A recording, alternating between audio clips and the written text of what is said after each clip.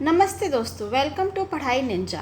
आज हम शुरू करने जा रहे हैं एक ज़बरदस्त और इम्पॉर्टेंट चैप्टर जिसका नाम है the rise of nationalism in Europe. इस चैप्टर में हम समझेंगे कि कैसे 19th सेंचुरी यूरोप में राष्ट्रवाद यानी नेशनलिज्म का उदय हुआ। तो चलिए शुरू करते हैं। तो सबसे पहले आपको पता है कि हम यूरोप की बात कर रहे हैं, तो यूरोप कॉन्टिनेंट की अगर हम बात करें तो यहाँ पे कुछ बिफोर एंड आफ्टर रिवॉल्यूशन के कुछ पिक्चर्स दिखाए गए हुए हैं। तो जैसे कि आप यहाँ पे देख सकते हैं कि बिफोर रिवॉल्यूशन में ये जो पूरा यूरोप एम्पायर है, ये जो पिक्चर इमेज आपको दिख रही है पूरे यूरोप एम्पायर की है। तो इधर क्या है, ये किंगडम ऑफ फ्रांस है, किंगडम ऑफ स्पेन है, पोलैंड लुथानिया हो गया, ये हैसबर्ग मोनार्की है, ये ऑटोमन एम्पायर है, ये रशियन एम्पायर है। तो पूरा ये किंगडम ऑफ स्वीडन है।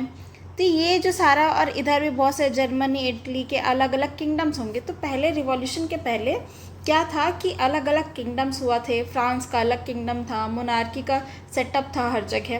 फिर आफ्टर रिवॉल्यूशन जो अभी हम प्रेजेंट यूरोप की अगर बात करें तो हर एक कंट्री एक डेमोक्रेटिक कंट्री है, जैसे फ्रांस हो गया, स्विट्ज़रलैंड हो गया, जर्मनी, इटली, पोलैंड। अभी हम इस चैप्टर में ये सारी यूरोपियन कंट्रीज़ के बारे में बात करेंगे।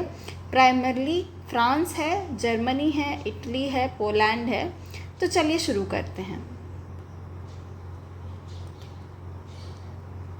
तो एक आर्टिस्ट के सपने से हम शुरू करते हैं जिनका नाम था फ्रेडरिक सूरो।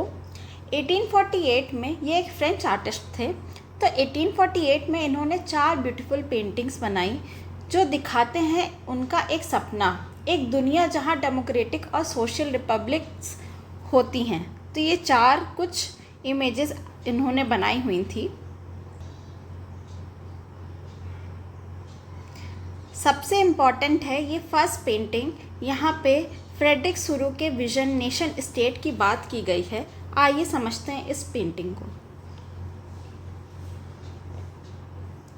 इस पेंटिंग में सबसे पहले दिखाया गया है कि यूरोप और अमेरिका के लोग हर एज हर क्लास के एक लंबी लाइन में मार्च कर रहे हैं। ये जो है लंबी लाइन में ये यूरोप और अमेरिका के लोग हैं। ये लिबर्टी का फिगर एक औरत है जिनके हाथ में टॉर्च और enlightenment torch of enlightenment and charter of rights of man है। ज़मीन पर टूटे हुए एब्सोल्यूटिस्ट इंस्टीट्यूशन के सिंबल्स पड़े हुए हैं, जैसे मोनार्की का अंत हो चुका हो। तो यहाँ पे के क्राउन्स वगैरह जो सिंहासन वगैरह यहाँ पे सब पड़े हुए हैं। ठीक है, हर नेशन के लोग अलग अलग कपड़ों में, झंडों में हैं। सबको पहचाना जा सकता है उनके नेशनल फ्लैग से। तो यहाँ ये लाइन में हम देखेंगे कि सबसे पहले क्या है, इस लाइन में सबसे पहले आते हैं हमारे यूनाइटेड स्टेट्स और स्विट्ज़रलैंड के लोग सबसे आगे चल रहे हैं, जो अब तक नेशन स्टेट्स बन चुके हैं। फिर उसके बाद आते हैं हमारे फ्रांस के लोग जो अपना ट्राई कलर फ्लैग लेकर खड़े हुए हैं। फिर कौन आता है, फिर आते हैं जर्मनी के लोग जिनके पास ब्लैक, रेड और गोल्ड का फ्लैग है। तब तक जर्मनी एक यूनाइटेड नेशन नहीं था, लेकिन ये फ्लैग सिंबल था उनके एक होने के ड्रीम का। इसके बाद आते हैं Austria, kingdom of 2 Seychelles, Lombardy, Poland, England, Ireland, Hungary और रशिया के लोग।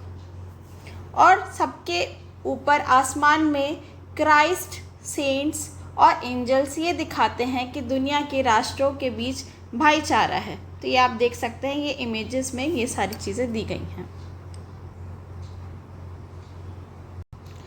तो दोस्तों, इस पेंटिंग के ज़रिए हमें समझ आता है कि 19th सेंचुरी में नेशनलिज्म का कॉन्सेप्ट कितना पावरफुल था। अगले कुछ सेक्शन में हम देखेंगे कि नेशन स्टेट्स इमर्ज हुए उन मल्टीनेशनल डायनेस्टीज़ के जगह जहां पहले अलग अलग कम्युनिटीज़ एक ही एम्पायर का हिस्सा थी।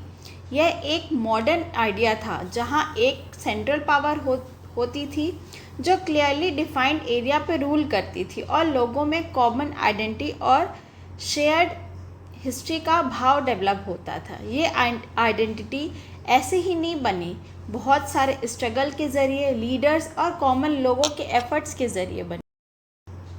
तो ये प्रिंट क्यों मैटर करता है? क्योंकि ये रिफ्लेक्ट करता है लिबरल और नेशनलिस्ट के आइडिया जो 1848 में थे।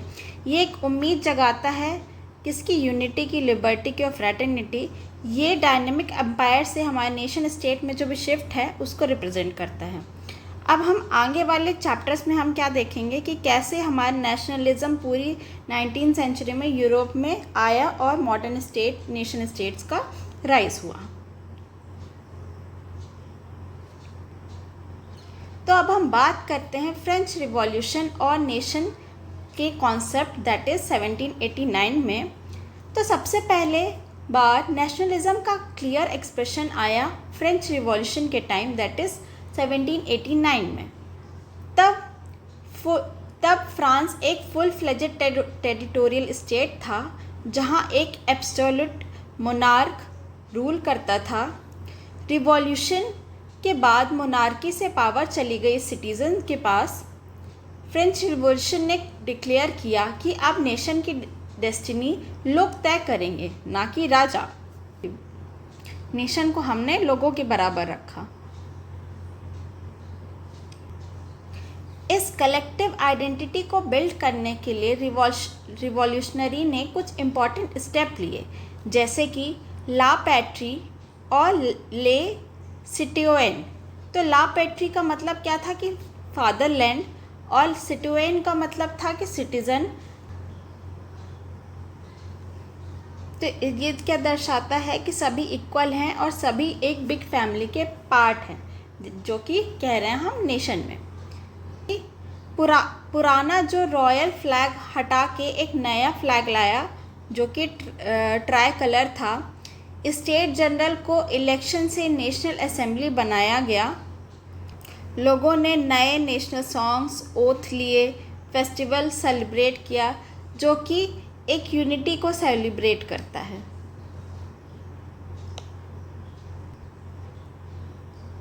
तो अब हम देखेंगे कि एडमिनिस्ट्रेशन और लैंग्वेज रिफॉर्म्स क्या किए गए थे। तो एक सेंट्रलाइज्ड एडमिनिस्ट्रेटिव सिस्टम बनाया गया था। सबके लिए सेम लॉज होंगे, उसमें सेम वेट्स होंगे एंड मेजर्स होंगे। इंटरनल कस्टम ड्यूटीज़ हटा दी गई, ट्रेड इजी, जिसके कारण क्या हुआ कि ट्रेड इजी हो गया। सबसे इम्पॉर्टेंट जो फ्रेंच लैंग्वेज थी उसको प्रमोट किया गया और रीजनल डायलेक्ट को डिस्करेज किया गया। ये सब स्टेप से क्या हुआ कि एक स्ट्रॉन्ग नेशनल आइडेंटिटी बन सके, उसके लिए ये सारे स्टेप्स लिए गए। अब क्या है कि फ्रेंच रिवॉल्यूशन से क्या है कि नेशनलिज्म का आइडिया पूरे यूरोप में आ गया। फ्रेंच रिवॉल्यूशन का इफ़ेक्ट फ्रांस तक सीमित नहीं था, दूसरे यूरोपियन सिटी तक इसकी न्यूज़ पहुंची। तो स्टूडेंट्स थे जो मिडिल क्लास थे, उन्होंने क्या बनाया? जैकोबियन क्लब्स बनाए। जैकोबियन क्लब्स ने आइडियाज़ को स्प्रेड किया और फिर 1790s में फ्रेंच आर्मी ने यूरोप के कई रीजन्स जैसे कि हॉलैंड हो गया हमारा, बेल्जियम हो गया, स्विट्ज़रलैंड हो गया, इटली, इसमें क्या किया? मार्च किया। तो नेशनलिज्म को आर्मीज़ के ज़रिए एक्सपोर्ट किया गया। यहाँ पे क्या किया गया? हमने नेशनलिज्म को एक्सपोर्ट किया गया।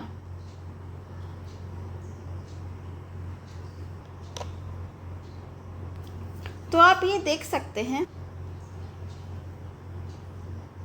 कि यहाँ पे फ्रांस है, जर्मनी है, इटली और नीदरलैंड्स, जो कि पहले हम उसको हॉलैंड कहा करते थे। तो यहाँ पे ये सारी जगह मार्च हुई।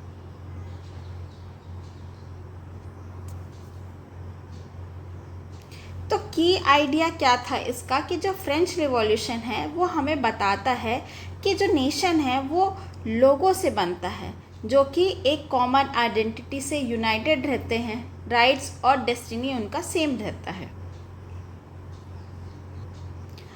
अब आते हैं नेपोलियन बोनापार्टे के रिफॉर्म्स भी उन्होंने यूरोप में लाए थे। तो नेपोलियन बोनापार्टे थे कौन? नेपोलियन बोनापार्ट एक रूलर थे फ्रांस के, रिवॉल्यूशन के बाद आए, जिन्होंने डेमोक्रेसी को ख़त्म कर दिया और फिर से मोनार्की इस्टेब्लिश कर दिया, पर उनके कुछ ना कुछ रिफॉर्म्स और जो कि यूज़फुल रिफॉर्म्स थे उन्होंने कंटिन्यू रखा। उन्होंने नेपोलियन कोड लाया था, जिसको हम सिविल कोड ऑफ 1804 भी कहते हैं। इसमें उन्होंने क्या किया था कि बर्थ बेस्ड प्रिविलेज को ख़त्म किया था, लॉ के सामने इक्वालिटी होगी, उन्होंने ये बताया था। उन्होंने प्रॉपर्टी राइट्स को सिक्योर किया हुआ था। ये कोड फ्रेंच कंट्रोल के हर रीजन में इंट्रोड्यूस किया था, जैसे कि इटली हो गया, जर्मनी हो गया, स्विट्ज़रलैंड हो गया, ये हर जगह ये फ्रेंच कोड को इंट्रोड्यूस किया था।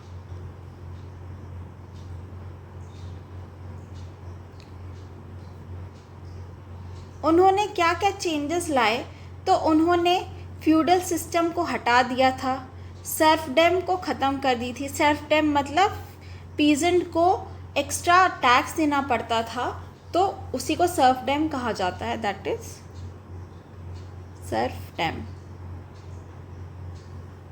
गिल्ड रिस्ट्रिक्शंस ख़त्म किए थे। गिल्ड रिस्ट्रिक्शन मतलब ट्रेड के रिस्ट्रिक्शंस को ख़त्म कर दिया था, और ट्रांसपोर्ट, रोड एंड कम्युनिकेशन को काफ़ी ज़्यादा इम्प्रूव किया था। बिजनेसमैन और स्मॉल प्रोड्यूसर्स को यूनिफॉर्म करेंसी, यूनिफॉर्म वेट्स और लॉ से ट्रेड करना ईजिली हो गया था।